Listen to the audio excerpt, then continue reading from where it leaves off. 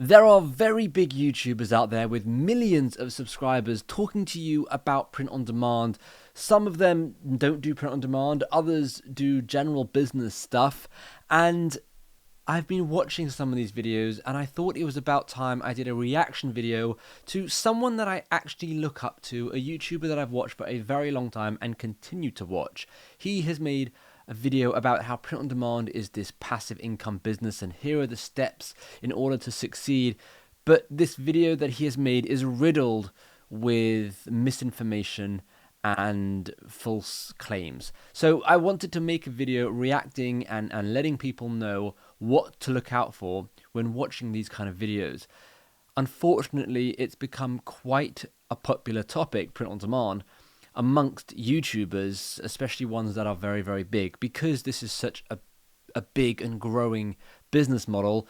Everyone wants to jump on the bandwagon. Now, I've been making videos about print on demand for over 6 years, or 5 years, I should say, and it's interesting to see people jumping on the bandwagon just to get a couple of views, or maybe they're being paid by a large sponsor, and we'll find out in this video what Mark's intentions really were. But I think it's very important that when watching all of these YouTubers' videos, you look at it and realize, do they actually have a print on demand business? Do they actually practice what they preach? I think that's really, really important, because someone with over 2 million subscribers, well, that gives them a lot of authority and a lot of trust. Except when they start talking about things that they don't really know much about, or maybe they've used AI, or maybe they've had someone else write their script, it becomes a bit disingenuous, and you can kind of see the gaps in their video. And that's what this video is about. I'm going to break down this video that Mark Tilbury has made, and I'm going to just point out the mistakes and things to look out for. But again, I just want to add, this isn't a video against Mark. I watch his stuff. I really like his stuff. Maybe one day we'll be able to have a conversation together. But this is more just of a, this is what you should look out for kind of video.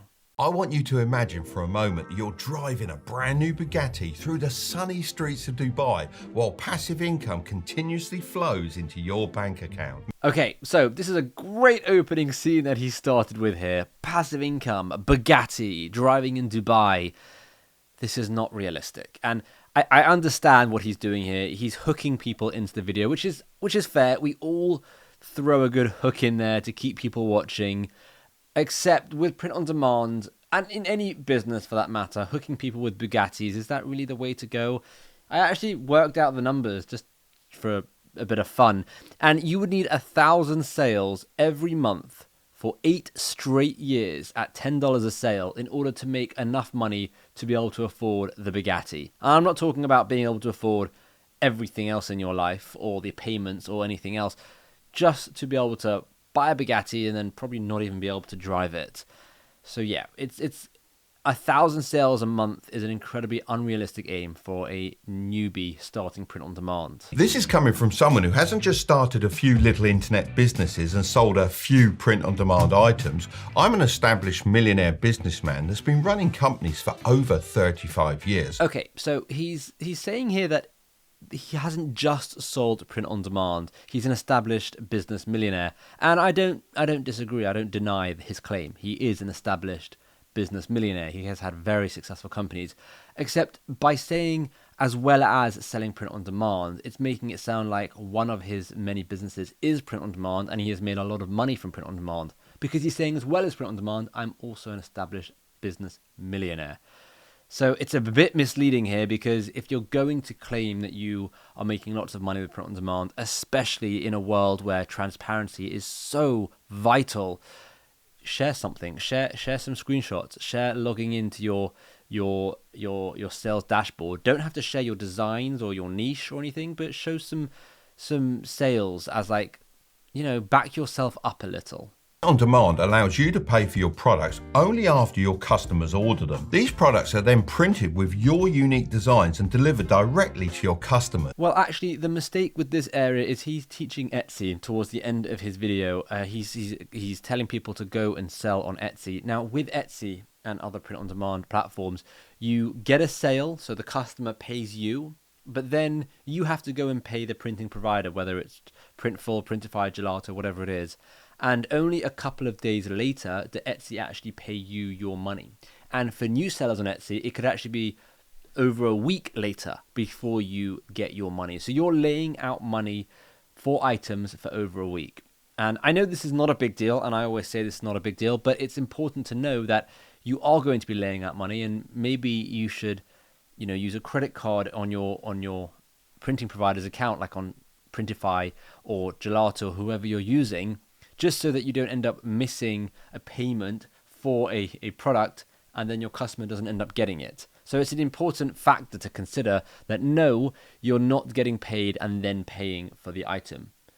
You need to pay for the item and then you get paid. This side hustle is ideal for someone who doesn't want the hassle of starting a full-time business, but wants to earn passive income. You can work from your laptop. Okay, my issue with this is print on demand is not passive income. I'm so sick of hearing people say, print on demand is passive income. You can just work on your laptop for 20 minutes a day and you'll have sales rolling in.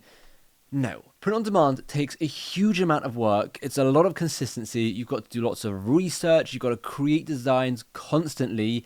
It's a very difficult struggle of a business. It's not just, I'm going to create a design that says something on it and I'm going to upload it to Etsy and I'm going to be a millionaire overnight. It takes a lot of hard work, and I've been in this business for 10 years. I can tell you it's not passive income. This concept of passive income is ridiculous. Take this shop, for example. They have the #1 listing on Etsy when I search for a mug.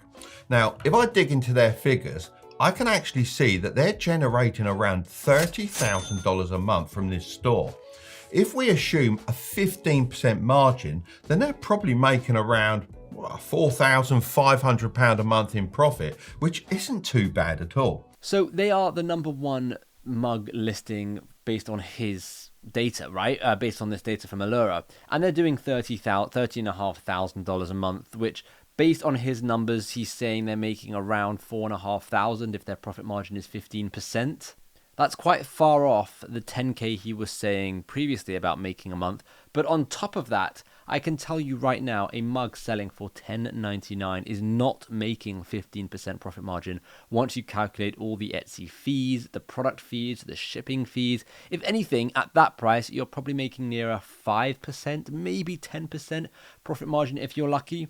So for a product that is for a store that is doing $30,500 to be bringing back $2,000, that's actually not very good. Now, I've sold some wall art before using Gelato. Honestly, So he says he sold some wall art with Gelato, but proceeds not to show us his wall art sales, but just his wall art products on his Gelato account. Again, if you're going to say that you've done something, always back it up. I understand he's got millions of subscribers, so he's got a lot of history there and people trust and believe him.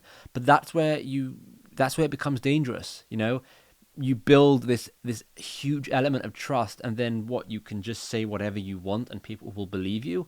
No, I still think that you have to show an element of proof. Honestly, I really like Gelato because they have production facilities in over 32 countries. There's the clincher. This entire video that he has made is a sponsored video for Gelato.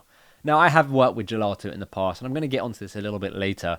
But they have been known to conduct dodgy marketing practices on YouTube with creators.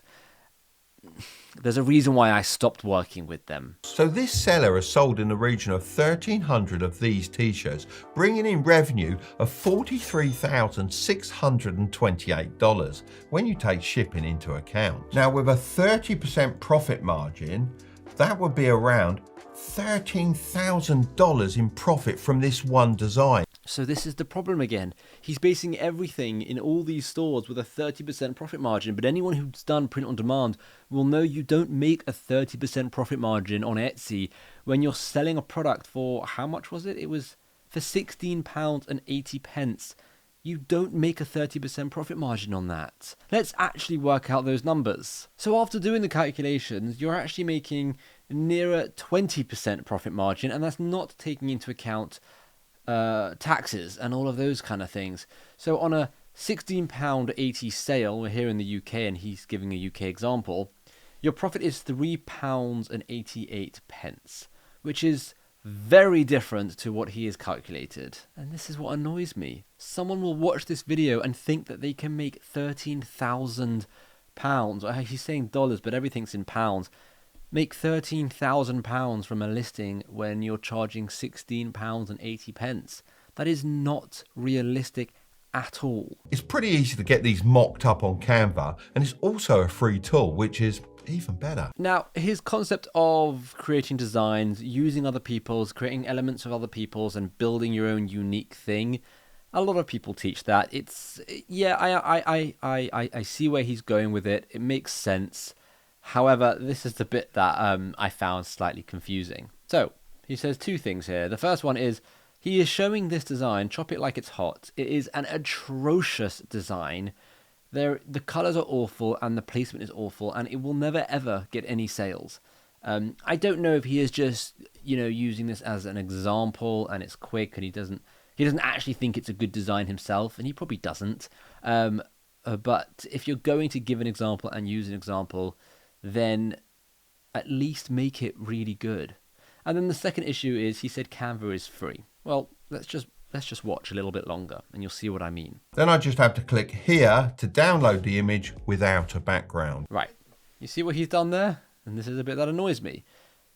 Little details matter in business. And he has just gone and said Canva is free and then proceeded to say download it, click transparent background, and then click download. Well, to click transparent background on Canva, you actually have to be paying for Canva. It's not free.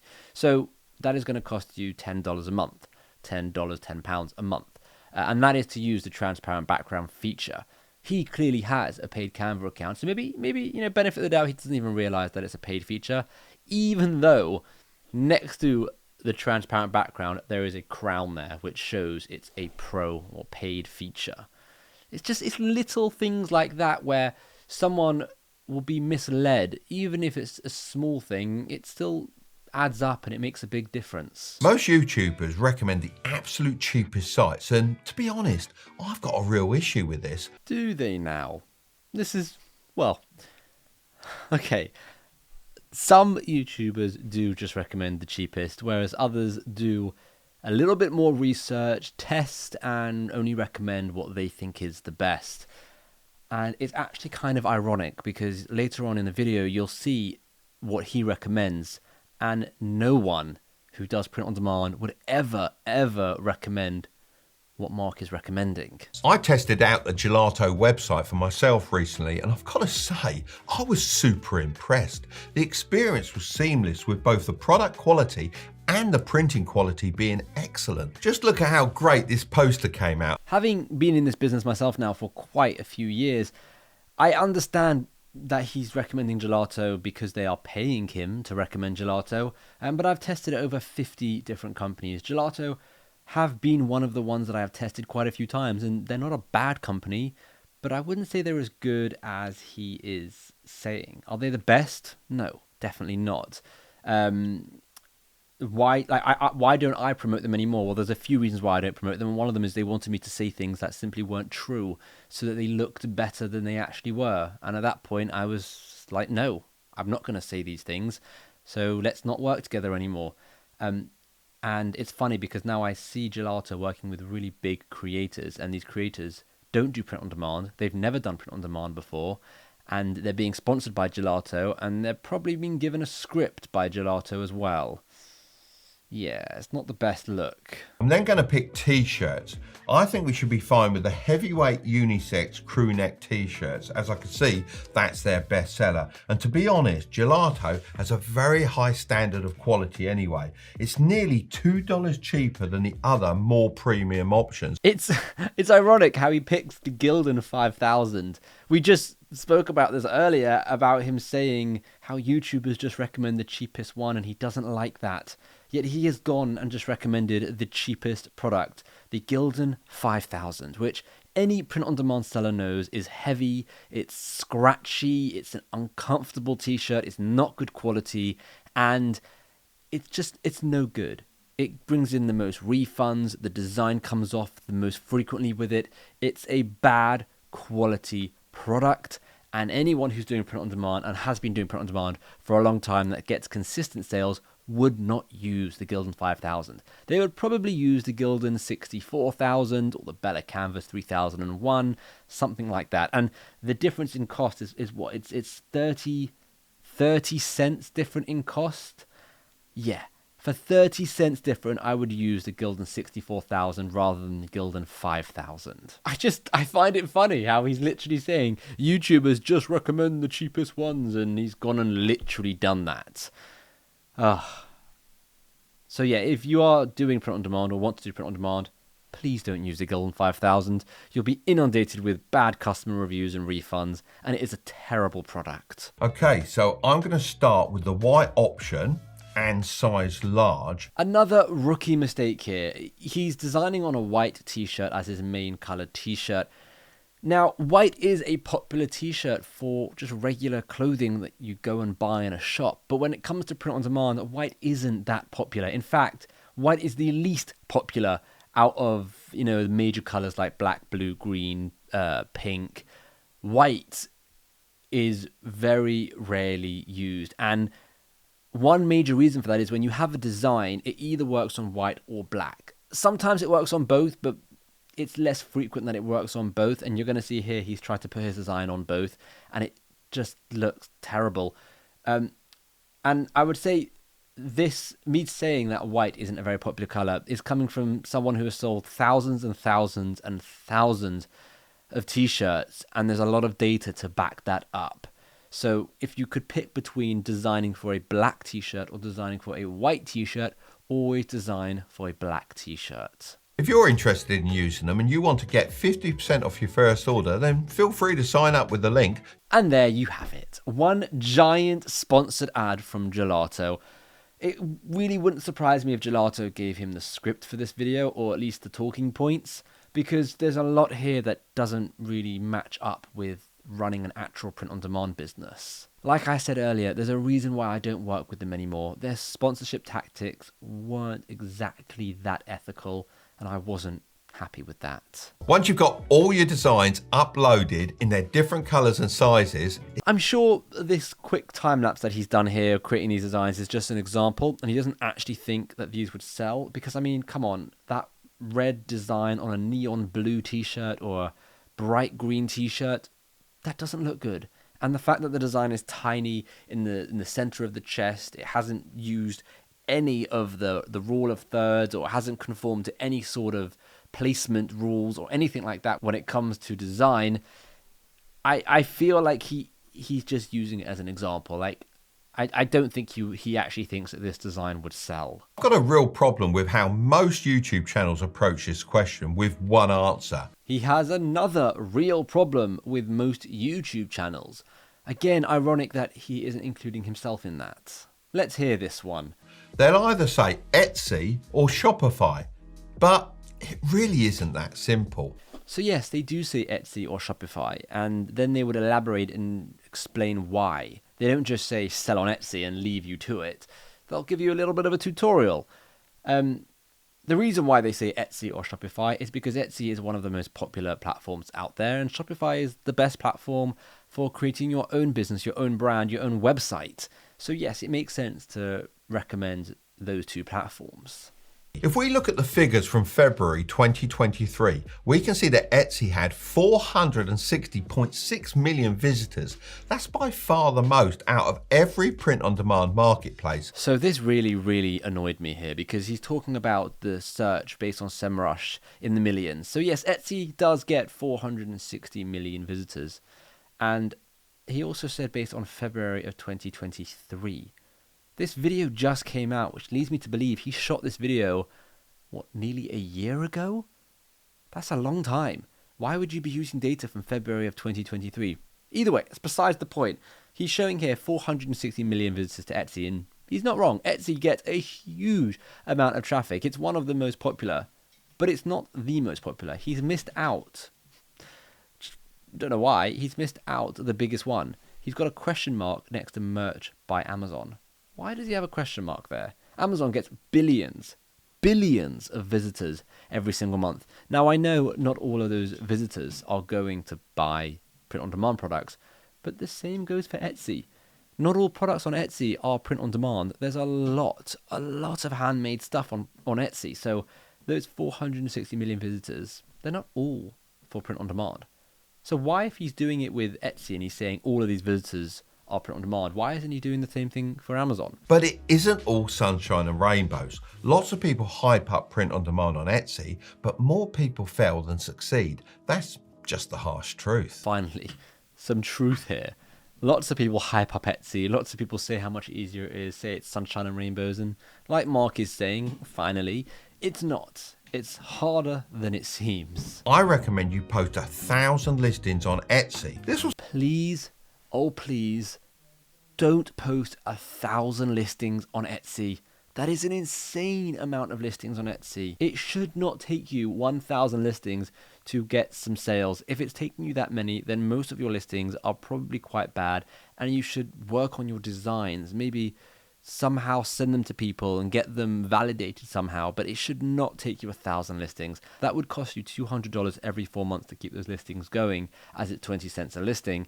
And on top of that, to create 1,000 listings for a passive income business, well, 1,000 listings will take you months to create. Think of Etsy a bit like a testing ground where you can cast as many fishing lines as possible into the ocean, and when you start catching some big fish, you know it's time to take the next step. His strategy of using Etsy to form a basis around what designs sell before moving over to Shopify is actually quite a solid idea. I would get on board with that. It makes sense to put your stuff on Etsy first, see what gets sales, and then you know what to build your Shopify store around.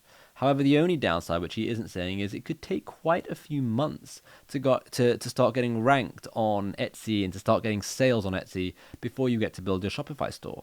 And the difference is if you go straight to Shopify, you can run traffic, if you can afford to, of course. You can run traffic straight to these different listings and validate them almost immediately. You can see if a design will get sales from day one rather than waiting 3 months. So whilst I do like his idea for most people, it's not the only strategy, and it's definitely a very slow strategy. But it's important to remember, anyone can sell at break even or even a loss. I have a feeling a lot of these print-on-demand gurus and dropshippers actually do this. They just make a loss on their products and then flex their revenue figures on YouTube to young and impressionable people. So I actually really like that he's covering this. It's a very important aspect of this business when you're watching other YouTubers, except I find it a little ironic. As he said, he gets sales, but he's shown absolutely nothing.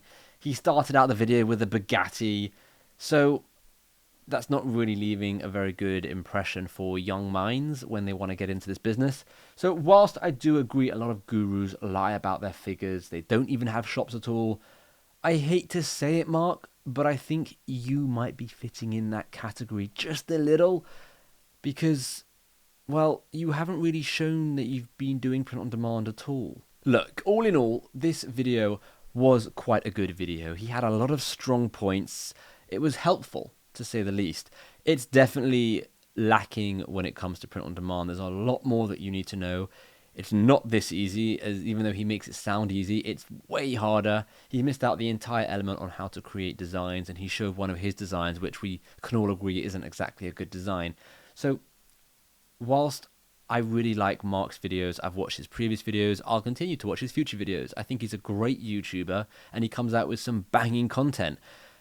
I have to say, with this one in particular, I really wish he would have consulted an expert, and I also wish he didn't just go for the money grab, which was Gelato paying him for a sponsorship.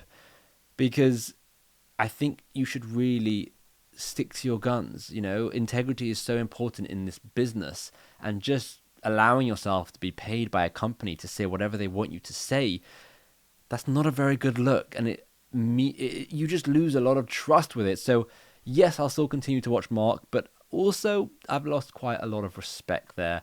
because I don't like that he was able to make this video happily and not feel at all guilty about misleading people in certain areas. Like I said, overall, this video, it was a helpful video. However, I think there are far more helpful videos from actual professional print-on-demand sellers who are making money with their business.